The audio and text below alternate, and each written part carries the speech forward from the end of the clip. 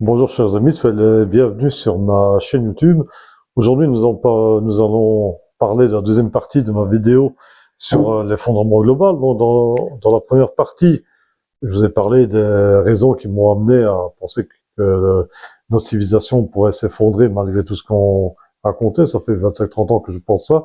Et nous avons parlé des causes structurelles qui pouvaient causer cet effondrement, telles que le manque de ressources naturelles, la dépendance aux énergies fossiles, la chute de la biodiversité, le, les changements climatiques, l'effondrement des écosystèmes et notre interconnexion des enjeux de l'eau, de la pollution des sols, etc. Et je vous avais bien dit donc que en général, les civilisations ne s'effondrent pas suite à des événements extérieurs dramatiques, sauf éventuellement dans le cas des Aztèques, même encore là, il y avait des éléments internes à eux, mais en général, elles s'effondrent à cause de ce qui se passe à l'intérieur d'elles. Et parfois, si des événements extérieurs leur surviennent, ça ne fait que de les achever au travers d'un problème préexistant. Et le meilleur exemple de cela, c'est des exemples les plus étudiés d'ailleurs, c'est l'exemple de l'Empire romain. Alors, l'Empire romain, justement, donc c'est vraiment la base de notre civilisation, et même de la civilisation mondiale dans laquelle nous sommes, il y a beaucoup de parallèles entre l'Empire romain et la situation actuelle. La première, ce qu'il faut savoir, c'est que quand les Romains se sont étendus de la petite république italienne jusqu'à l'Empire, qui comprenait toute la Méditerranée, une bonne partie de l'Europe, du Moyen-Orient et de l'Afrique du Nord, les inégalités se sont creusées. C'est-à-dire qu'au départ, c'est une société qui était déjà inégalitaire au départ, mais les inégalités sont creusées. L'élite romaine, les sénateurs, se sont considérablement enrichis au travers de l'Empire. C'est-à-dire que tous sont investis dans des grands domaines où des esclaves travaillaient pour produire des biens, notamment des biens agricoles, des manufactures, etc. Mais surtout des biens alimentaires agricoles qui étaient la principale ressource à l'époque. Conséquence de ça, les paysans romains, les pauvres romains n'ont plus eu, voilà, ne pouvaient plus écouler leurs produits puisque les esclaves les produisaient beaucoup moins cher qu'eux, ce qui fait qu'énormément de petits paysans romains ont été ruinés et ont fini par aller gonfler le prolétariat urbain en ville. Et des tas de gens ont perdu leurs ressources justement à cause de cette économie. Ce qui fait que l'écart entre les riches et les pauvres n'a fait que de se creuser.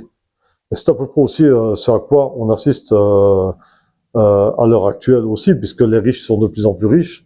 On n'a jamais créé autant de richesses maintenant, mais elles ont toujours été, mais n'ont jamais été aussi peu partagées. Ça n'a jamais été aussi inégal que maintenant. Et c'est un fossé qui continue à se creuser de plus en plus. De plus, la pauvreté commence de plus en plus également à toucher nos sociétés occidentales, où de plus en plus de gens vivent en dessous du seuil de pauvreté. Donc nous avons vécu pendant très longtemps avec un niveau de vie supérieur à la moyenne planétaire. Et ici en Occident, de plus en plus, des gens sont pauvres.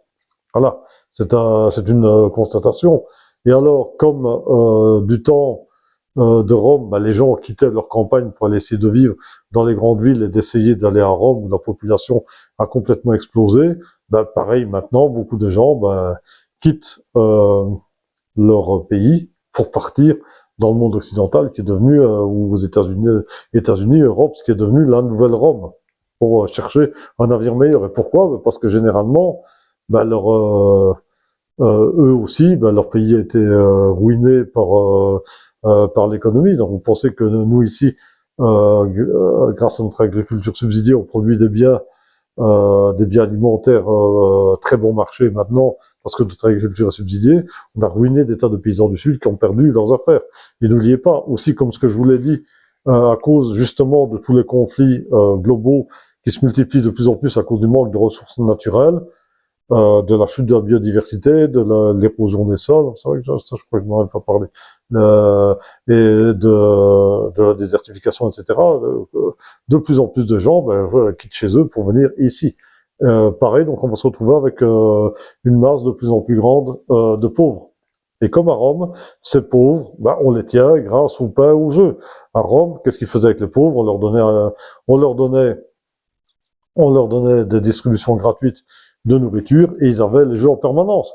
Ben nous ici, ben voilà, on a des aides sociales, on a des choses comme ça, et en même temps, qu'est-ce qu'on a aussi? Ben on a la télévision, Internet, la fête, le foot, les jeux électroniques, les drogues douces, qu'on commence de plus en plus à dépénaliser partout, etc. Ben pourquoi? Ben pour que les gens soient satisfaits, qui ne se révoltent pas. C'est exactement la même situation. Alors, pour continuer dans le cas des Romains, ben, ils ont eu pendant tout le deuxième siècle ce qu'on a appelé les 5 bons empereurs. Ces 5 bons empereurs étaient réputés bons. Peut-être qu'ils n'étaient pas si bons que ça, et qu'ils ont surtout des circonstances favorables. Et puis après a débarqué Commodus qui a tout détruit. Alors, ce Commodus, vous le connaissez tous au travers du film Gladiator. C'était le fils de l'empereur Marc Aurèle, mais il est bien pire que tous les personnages de cinéma que vous avez vus, parce qu'il a vraiment contribué à la chute de Rome. Alors, je ne dirais pas que les élites romaines, évidemment, qui s'enrichissaient, n'étaient pas corrompues, mais lui, il a vraiment tout détruit. Comment? Ben, simplement il était totalement incompétent, il avait des idées complètement délirantes, et évidemment, il a ruiné complètement l'Empire romain en finançant des jeux en permanence qui coûtent un pognon dingue, mais uniquement pour lui se maintenir au pouvoir. Mais ce qui est encore plus grave, c'est que ce qu'on sait moins, c'est qu'il a fait exécuter une partie plus des 2 tiers des sénateurs qui étaient contre lui, et il a offert les postes de sénateur à tout qui pouvait se les offrir. Donc tous les hommes d'affaires véreux de Rome qui voulaient être sénateurs, avoir plus de privilèges, etc., et s'enrichir bien sûr encore plus, ont tous pu, comment dire, donc s'acheter des postes de sénateurs. Évidemment, ils auront tous grevé de la corruption, ce qui fait que Rome a complètement sombré, même dans la famine. Il y a eu la famine, il y a eu des émeutes, des guerres civiles. C'était terrible. Cet homme a vraiment détruit tout l'empire, rien qu'à cause de ce système qui a favorisé toute la corruption. Et après son règne, tout l'empire est tombé complètement dans le déclin, dans presque 100 ans de guerre civile et de problèmes en toujours. Rome ne s'en est jamais relevé. Alors, pour faire le parallèle avec la situation actuelle, ben voilà, bon, de plus en plus, nous avons quand même malheureusement des élus qui sont condamnés pour des histoires de détournement de fonds et qui détournent énormément d'argent, quels que soient les pays qui soient. Et puis, nous voyons un homme totalement incompétent arriver au pouvoir. Maintenant, il est le représentant d'un système. Certainement que ce Commodus pouvait représenter les intérêts de certains de ses patrons, de gens qui tiraient avantage de sa présence, etc. Nous avons la même chose avec, bon, je ne vais pas citer des noms, mais énormément de chefs d'État et de personnes qui ont des responsabilités. À l'heure actuelle, c'est clair, nous apparaissent comme en étant nettement moins dignes que les personnes qui avaient dans les générations précédentes, dans les années 70, 80, 90. Donc il y a un énorme déclin de la qualité de ces personnes, et de plus en plus, il y en a de plus en plus qui sont entourés de scandales, de détournements de fonds, etc. Alors, pour citer quand même des exemples de tout ça, qu'est-ce que nous en constatons? Nous constatons un effondrement de la société d'une manière générale. Les services ne sont plus là. Les soins de santé ne sont plus ce qu'ils étaient avant. C'est en train de s'effondrer. L'enseignement, bon, ça c'est mon domaine, est en train de également progressivement de crouler, de s'effondrer. La justice, donc il n'y a plus rien. À l'heure actuelle, il n'y a plus rien qui va, malheureusement. Et alors, un exemple qu'on peut citer qui illustre tout à fait ça, c'est la question des soins de santé. On supprime des lits d'hôpitaux, on supprime des postes de médecins, d'infirmières, etc. Par exemple, il y a des situations dramatiques en France où il y a des régions entières où il n'y a plus de services d'urgence, par exemple. Mais à côté de ça, on trouve les moyens de financer la vaccination massive de toute la population et de faire d'énormes campagnes pour vacciner tout le monde. Pourquoi? Parce que ça va rapporter de l'argent à quelques actionnaires. Donc clairement, nous avons ici une affaire de sabotage du bien public au profit de quelques-uns. Et malheureusement, c'est comme ça dans tous les domaines. Le service public s'effondre pour que certains s'enrichissent. Donc on ne peut pas dire qu'on n'a pas les mêmes soucis. Alors, de plus, quand on voit, par exemple, la situation aux États-Unis, quand on voit que les 2 candidats à l'élection présidentielle, Joe Biden et Donald Trump, sont plus proches des 80 ans, c'est quand même assez hallucinant. On va se demander, il n'y avait pas un homme dans les 40, 50, 60 qui pouvait se présenter. Pourquoi est-ce qu'il y a des personnes aussi âgées? Et quand on voit l'alternative à Trump, Kamala Harris, c'est une coquille vide, quoi. La seule chose qu'elle avait pour elle, c'est d'être une femme, et d'être de couleur. À part ça, elle n'avait strictement rien du tout pour elle. Donc c'est quand même hallucinant d'avoir autant de vide et d'avoir aussi peu d'alternatives dans les candidats. Et pour revenir à l'exemple de Donald Trump, quelqu'un qui veut restaurer son pays et qui a comme idée America First de redévelopper l'Amérique et de Make America Great Again, en général, tous ceux qui ont des politiques comme ça ont accéléré l'effondrement. Donc, ce qui veut dire que même Donald Trump est un signe de l'effondrement du monde occidental en général.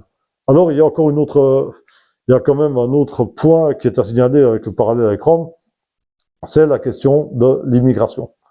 Oui, parce que ce qui s'est passé dans le cadre de la chute de l'Empire romain, c'est que à partir de la ligne de Marc Aurèle, donc avant Commodus, il y a eu des épidémies massives de variole qui sont répétées par après, et qui ont même eu 15-20% de la population de tout l'Empire romain qui était éliminée, ce qui fait qu'une chute de la main-d'œuvre, donc ils n'avaient plus les hommes ils avaient de moins en moins d'hommes pour travailler, et ils avaient également de moins en moins de soldats pour leur armée, ce qui fait que les gens ont dû aller,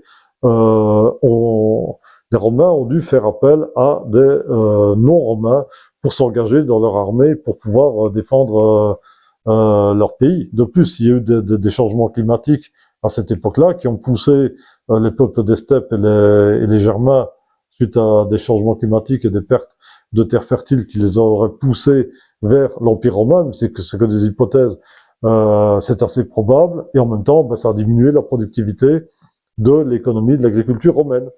Ce qui fait que la population romaine s'est effondrée, et de plus en plus, les Romains ont été remplacés par des Germains, mais évidemment, ce qui a mené quand même à un énorme choc culturel, puisque au début du 5e siècle après Jésus-Christ, il y a eu d'énormes conflits de racisme anti-barbare, même de massacres des barbares, qui en parenthèse ont accéléré la chute de Rome, puisque ces mêmes barbares sont passés dans l'armée du Wisigoth Alaric, qui a pris Rome en 410 après Jésus-Christ. Et là encore, nous assistons à la même chose. Nous avons une population occidentale qui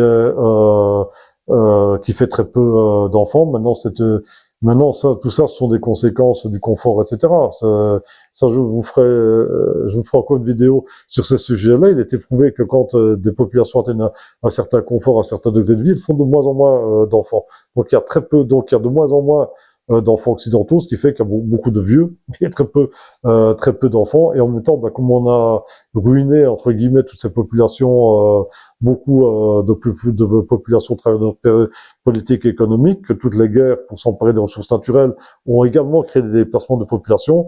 Énormément de gens viennent s'installer en Europe. Donc, il y a un conflit entre la population locale et les nouveaux arrivants, exactement comme dans le cas de la chute de l'Empire romain, donc ce qui fait que ça ne peut mener qu'à des troubles sociaux. Moi, je ne suis ni pro ni anti-immigration. Ça n'interprétez pas mal ce que je dis. C'est juste une description des faits. Des gens ont été chassés, s'installent chez eux, ça va provoquer des conflits quand des populations sont ensemble. Parce que, voilà, l'être humain est l'être humain. Il faut pas croire qu'on soit spécialement meilleur que nos ancêtres. Donc, tout mis bout à bout, plus le fait que moi je trouve cette impression-là que les élites au pouvoir ont toujours choisi pour les seconder les personnes les plus formatées dans la continuation de leurs idées. Mais moi j'ai l'impression que par rapport aux gens que je connaissais il y a 30 ans dans des cabinets ministériels et ceux qui sont au pouvoir de maintenant, j'ai l'impression qu'il y a quand même une espèce de dégradation, que c'est juste les bons élèves qui répètent les formules toutes faites, mais qu'il y a de moins en moins de réflexion, donc on a une espèce de dégradation, et tout ça ne peut mener qu'à une catastrophe. Alors, l'Occident s'effondre, diminuer de la part de l'Occident diminue de plus en plus, et de plus en plus, on a de plus un réveil on a une montée en puissance d'autres acteurs, tels que par exemple la Chine, l'Inde, même la Russie. Donc tout ça, ça ne peut mener qu'à des conflits. Alors, à côté de ça, les catastrophes naturelles, il y a toujours la possibilité d'avoir des catastrophes naturelles. Comme par exemple, il y a déjà des éruptions volcaniques qui ont causé d'énormes dégâts.